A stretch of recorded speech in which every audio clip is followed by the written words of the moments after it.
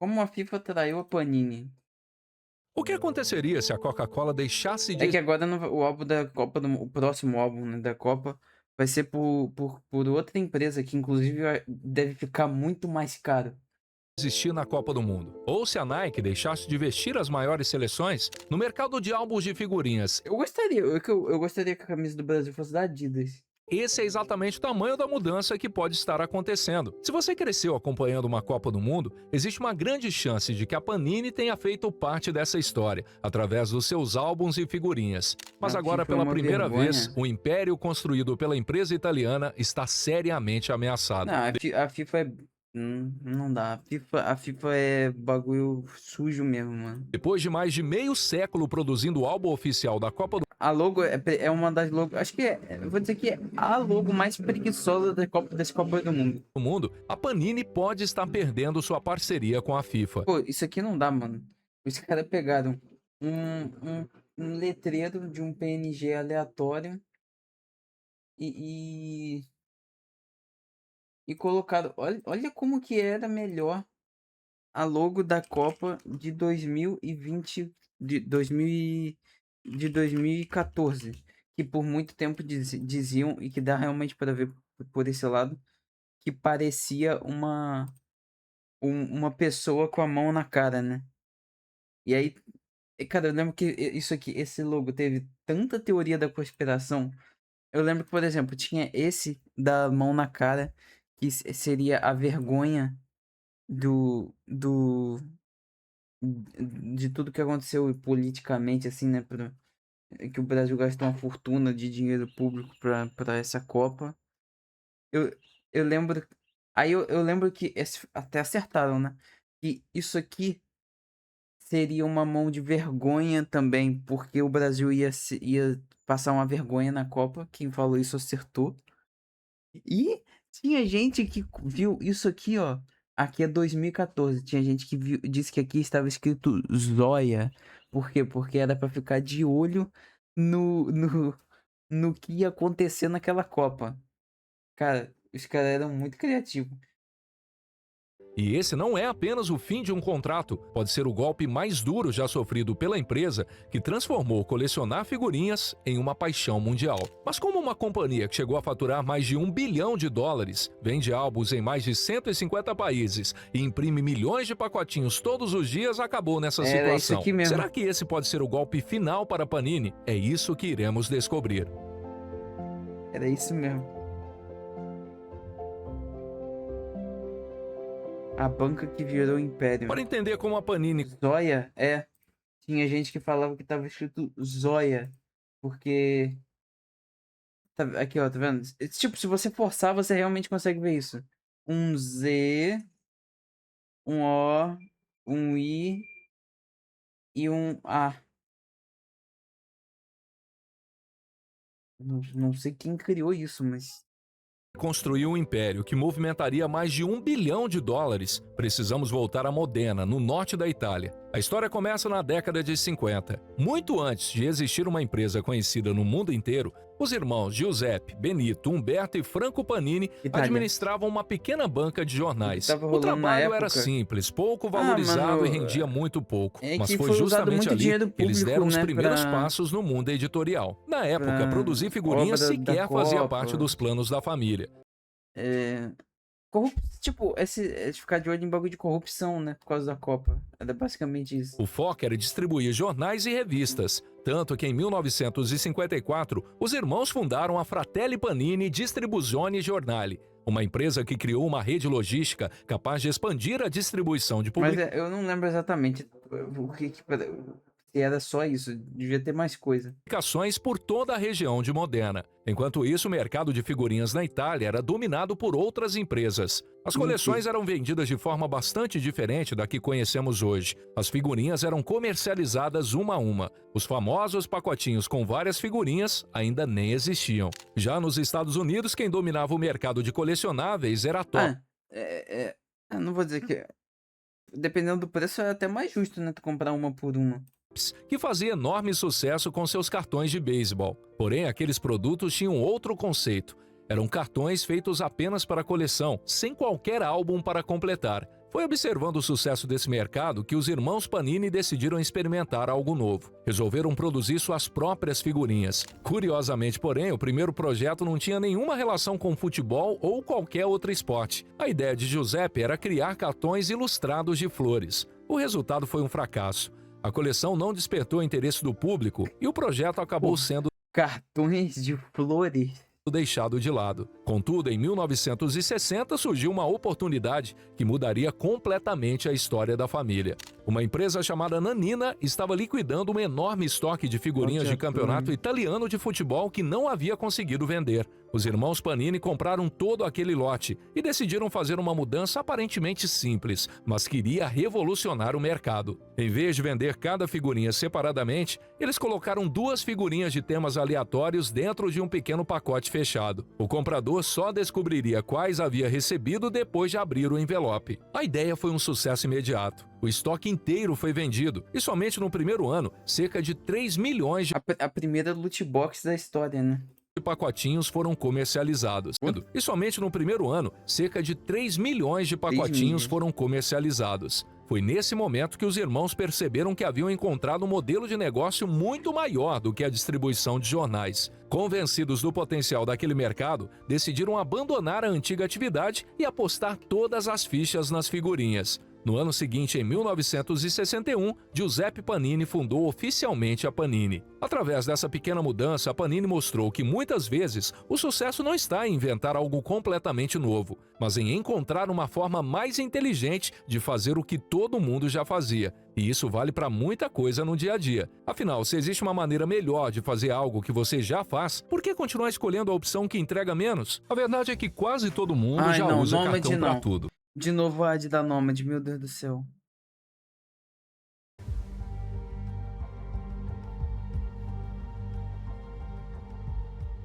Nômade tá pagando bem, hein?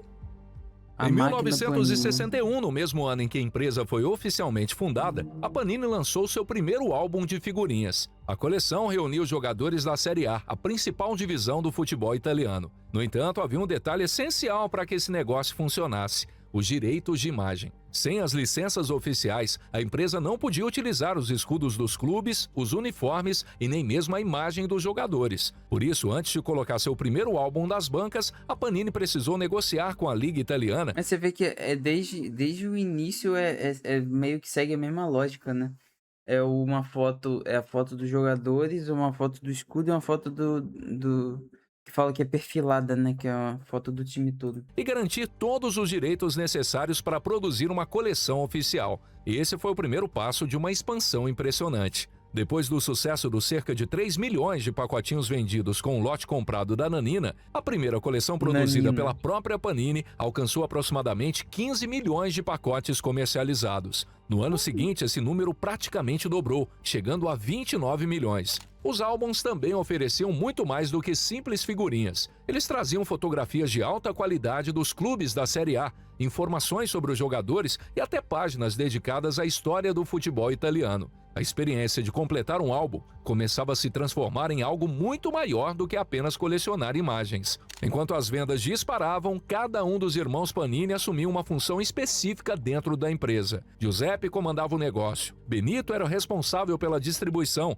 Franco cuidava da administração e Humberto ficava à frente da produção. E foi justamente ele quem faria uma das contribuições mais importantes para a história da empresa. Nos primeiros anos, todo o processo de fabricação era extremamente artesanal. As figurinhas eram impressas, cortadas, separadas e misturadas manualmente antes de serem colocadas nos pacotinhos. Isso fazia com que as repetições fossem muito mais frequentes e limitava bastante a capacidade de produção. Até que em 1963, Humberto criou uma máquina que mudaria Pô, tá maluco, que trabalho. Imagina você cortar, separar, embrulhar cada bagulhinho. completamente esse cenário, a Fifimatic. A nova tecnologia embaralhava automaticamente as figurinhas, Aí reduzindo sim, isso que é significativamente tecnologia. a repetição de cromos durante a produção e permitindo fabricar pacotinhos em uma escala nunca vista até então. Décadas depois, esse sistema continuaria Depende, porque nessa Copa aí agora, teve um negócio das figurinhas que, mano, vinha.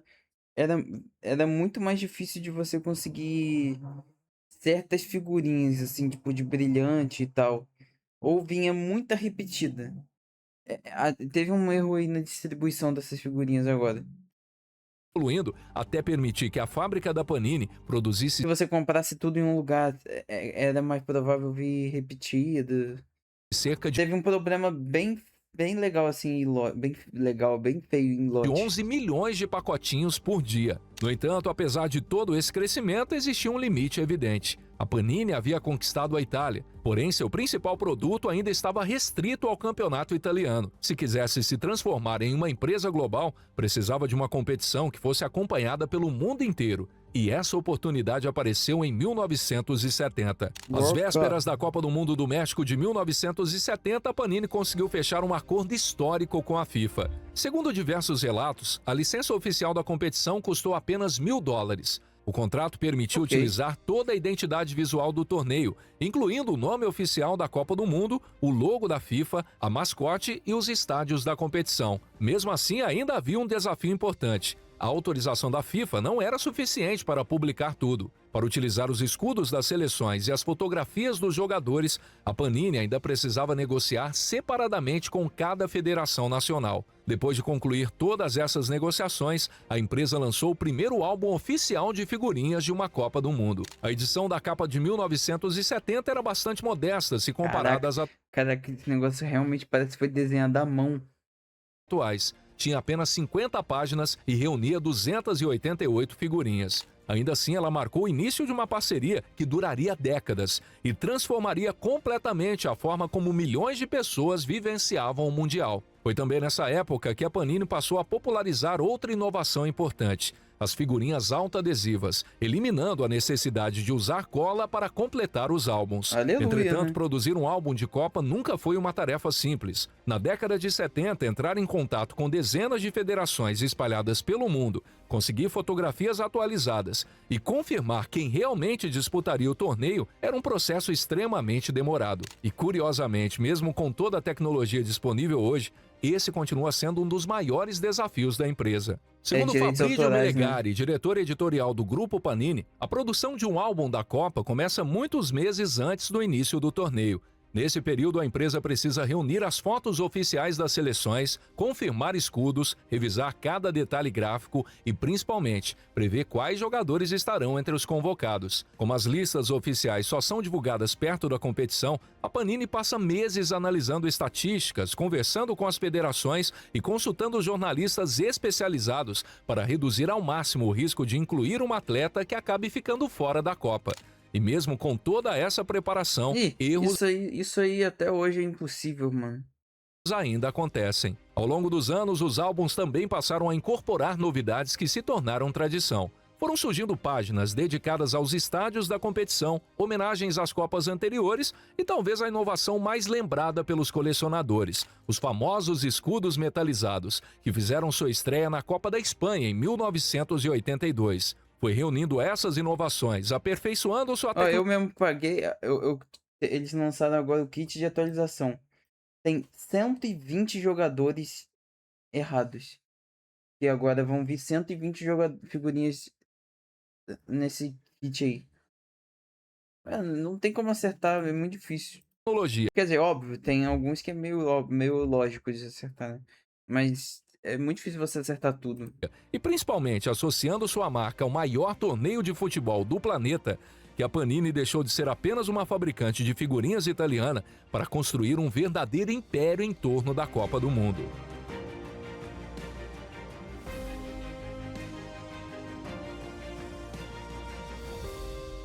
A Copa do Mundo de Império 70 marcou ameaçado. muito mais do que o lançamento de um novo álbum. Foi ela que apresentou a Panini ao mercado internacional. O sucesso daquela coleção abriu portas em diversos países e deu início a uma expansão que transformaria a empresa. Tem alguma explicação, será, de por que que o...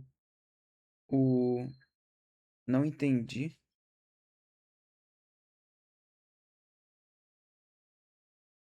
Caraca, eu só li agora isso.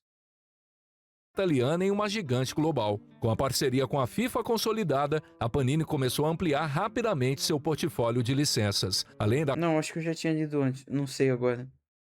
Caraca, é muito ruim ter TDAH, velho.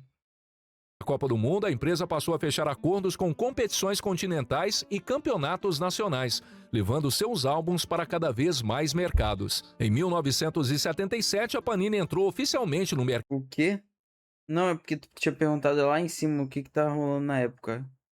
Aí eu expliquei. Aí depois que eu vi que você falou que não entendi, mas não sei se você não entendi, eu já tinha explicado de novo ou não. Acabei não lendo e eu acabei não explicando de novo.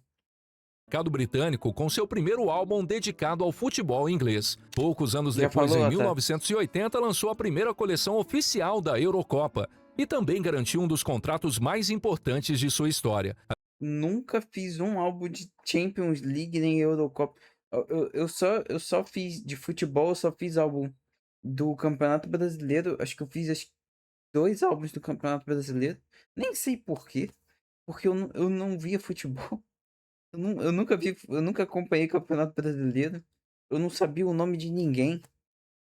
Eu não sei por que eu fazia. Eu acho que meu pai me dava o álbum, sei lá, eu ficava colecionando com ele. Não sei. Mas eu completei, se eu não me engano, dois álbuns do Campeonato Brasileiro. É, foram dois. 2010 e 2012. Aí depois foi o quê? Aí depois eu só completei álbum da Copa mesmo. Não, e completei um. Caraca, esse álbum é a hora. Eu completei um álbum do Beyblade. Agora eu lembrei. Licença para produzir os álbuns da principal liga inglesa, um acordo que impulsionou ainda mais sua presença no futebol europeu. A partir daí, a empresa viveu uma sequência de conquistas. Durante a década de 90, expandiu seu catálogo para novos mercados, incluindo o Brasil. Também passou a produzir os álbuns oficiais da Champions League e, em 2001, conquistou os direitos da La Liga, o campeonato espanhol. Nos anos seguintes, Álbum da La incorporou Liga. outras competições de enorme prestígio, como a Copa América e a Copa Libertadores. Contudo, a expansão da Panini nunca ficou restrita ao futebol. A empresa percebeu que dominava muito mais do que o mercado esportivo. Aos poucos, passou a investir em álbuns de desenhos animados, filmes, séries de TV e personagens famosos. Paralelamente, tornou-se uma das maiores editoras de histórias em quadrinhos do mundo, publicando comics de algumas das principais editoras internacionais e transformando sua marca em uma potência do entretenimento colecionável. Ao longo das décadas, a Panini ultrapassou a marca de 25 bilhões de pacotinhos produzidos, Nossa distribuídos em senhora, mais de mano. 130 países. Um dos seus mercados mais importantes passou a ser justamente o Brasil,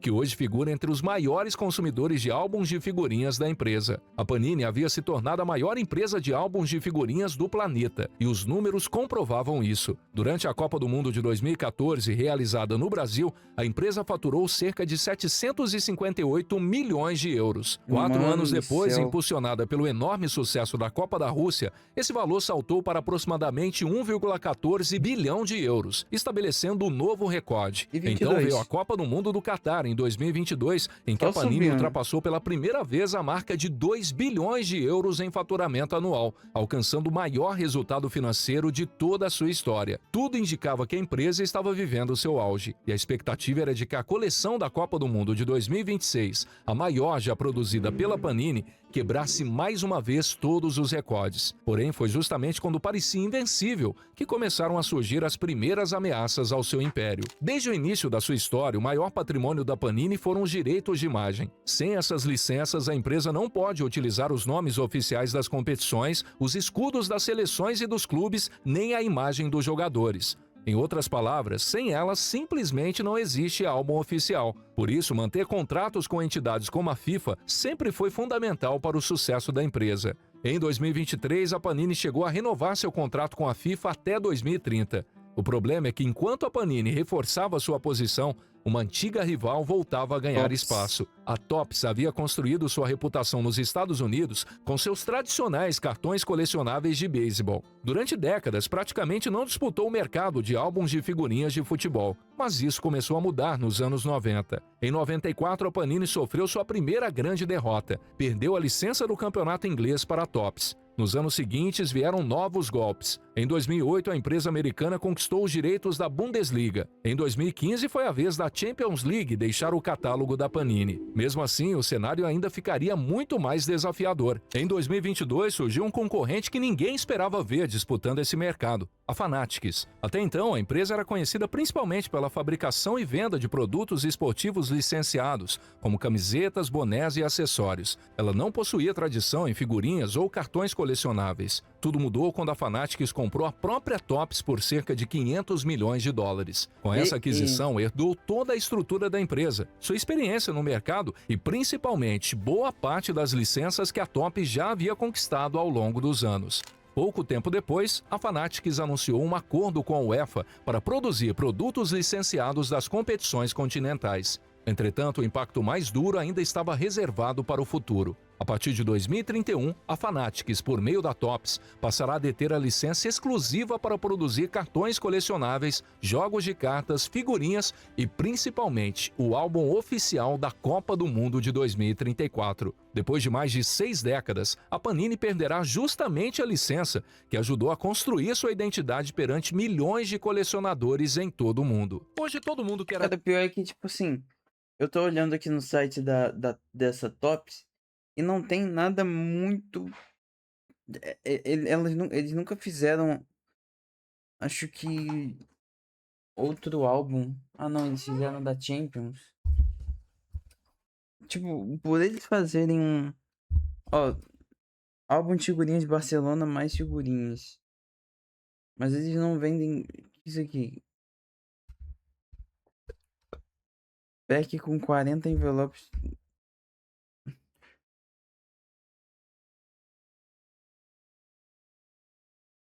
Tipo, eu não sei como é que vai ficar a questão do preço, mano. Porque a Topps pra fazer carta, tudo dela é mais caro. Tudo dela é mais caro.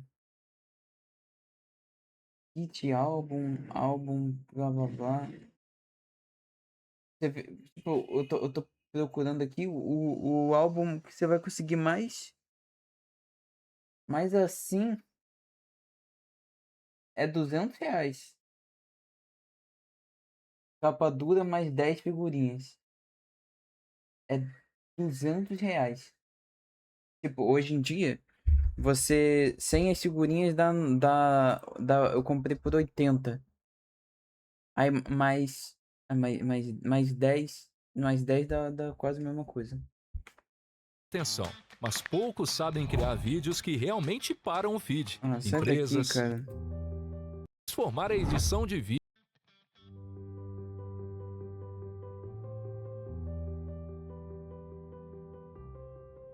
A batalha final. A disputa entre Panini e Fanatics não ficou restrita às negociações por Já licenças. colecionou algum Ela álbum de figurinha, rapidamente Polar? chegou aos tribunais. Em julho de 2023, a Panini abriu um processo contra a Fanatics, acusando a rival de adotar práticas anticompetitivas e tentar monopolizar o mercado de figurinhas e cartões colecionáveis. Segundo a empresa italiana, a situação havia se tornado Já insustentável. colecionou, tipo, algum álbum, algum negócio assim? Ou carta, sei lá, algum bagulho desse? O Balogun foi expulso. Esse vídeo aqui parece ser bom, hein? Pera, depois eu vejo. Pela primeira vez, uma única companhia concentrava os direitos das principais ligas esportivas Do dos Estados Carrossel em Unidos, 2012. como Ah, linha de NBA, boa. NFL e MLB, tornando praticamente impossível que qualquer concorrente produzisse produtos oficiais equivalentes. Por isso, a Panini pediu à justiça que parte desses contratos fosse anulada e redistribuída entre diferentes empresas. Além disso, solicitou que a Fanatics fosse obrigada a vender a Topps, permitindo que a marca voltasse a atuar de forma independente e restaurando a concorrência no setor. Apenas uma semana depois, a Fanatics apresentou uma contração. Na versão da empresa americana, foi a própria Panini quem adotou práticas ilegais durante as negociações envolvendo as futuras licenças da Copa do Mundo. A Fanatics também afirmou que a concorrente teria apresentado projeções financeiras infladas em mais de 40% para justificar um valor maior em uma possível rescisão antecipada de contratos. Enquanto a disputa seguia na justiça, as duas empresas passaram a travar uma verdadeira guerra comercial. A Panini ainda mantinha os direitos de imagem das seleções e dos jogadores de países como Inglaterra, França, Alemanha, Espanha e Itália, e decidiu usar essa vantagem a seu favor. Além de lançar um álbum alternativo para a Eurocopa de 2024, a empresa conseguiu impedir que a edição oficial produzida pela Fanatics utilizasse vários dos principais jogadores da competição. As próprias seleções desses países também foram representadas com uniformes genéricos e sem seus escudos oficiais. Enquanto isso, a aproximação entre FIFA e Inglaterra. Fanatics só aumentava. Na verdade, essa parceria vinha sendo construída há alguns anos. Segundo o fundador e CEO da Fanatics, as principais conversas com a FIFA começaram ainda em 2021, justamente no mesmo período em que a empresa decidiu entrar definitivamente no mercado de figurinhas, cards e colecionáveis esportivos. Em dezembro de 2025, a FIFA já havia escolhido a Fanatics para administrar toda a venda de produtos licenciados dentro e fora dos estádios durante a Copa do Mundo de 2026. Cara, O então mesmo ela é muito gigantesca. modelo já havia sido utilizado na Copa do Mundo de Clubes de 2025, até que veio o anúncio definitivo. No dia 7 de maio de 2026, a FIFA confirmou que a Fanatics seria a nova detentora da licença oficial dos álbuns de figurinhas da Copa do Mundo a partir de 2031. Na prática, isso significa que a edição da Copa de Ué, de 2031? 2030 será a última produzida pela Panini após mais Então a de 2030 ainda vai ser dela. Eu achei que a última teria sido essa. Tá. de 6 décadas de parceria. Poucos dias antes desse anúncio, em 3 de maio de 2026, a empresa assinou um acordo com as seleções do Brasil, Argentina, Inglaterra, Alemanha e Itália para produzir os álbuns oficiais da seleção em futuras Copas do Mundo. Toda essa sequência de acontecimentos chegou justamente em um momento delicado para a empresa italiana. Desde 2021, Ô, tia, o negócio daqui. Lembra que eu tinha te falado que a Panini não vai mais fazer o álbum da Copa? É sem ser na próxima Copa, na outra. Porque eu tinha visto que era pra essa. É. Panini vinha procurando investidores, um comprador ou algum parceiro estratégico capaz de injetar recursos no negócio. Em abril de 2026, a própria empresa anunciou que só decidirá seu futuro no fim do ano. Entre as possibilidades estão vender toda a companhia, negociar apenas uma participação para novos investidores ou abrir seu capital na bolsa de valores para captar recursos. Hoje, a Panini é avaliada em cerca de 6 bilhões de dólares. Já a Fanatics, impulsionada por uma série de aquisições e pela expansão para novos mercados, possui um valor estimado em aproximadamente 25 bilhões de dólares. Cara, nossa, ela vale muito mais. Depois de mais de 60 anos dominando praticamente sozinho o mercado mundial de álbuns de figurinhas, a Panini continua sendo uma das empresas mais importantes desse setor. Mas pela primeira vez em sua história, seu futuro já não depende apenas da qualidade de seus álbuns. Depende de conseguir sobreviver a uma disputa bilionária por aquilo que sempre foi o ativo mais valioso da empresa, as licenças oficiais. Agora me diz, você já completou algum álbum da Copa do Mundo? Acha que a mudança vai ser positiva 3. para as próximas Copas? Deixa aí nos comentários a sua opinião. 3 não, 4. 14, 18, 22, 26. E aproveite para deixar sugestões de temas que você quer ver por aqui nos próximos vídeos. E para apoiar nosso trabalho, você pode curtir e ir para o vídeo e se inscrever aqui no canal. E não esquece. Cara, eu acho.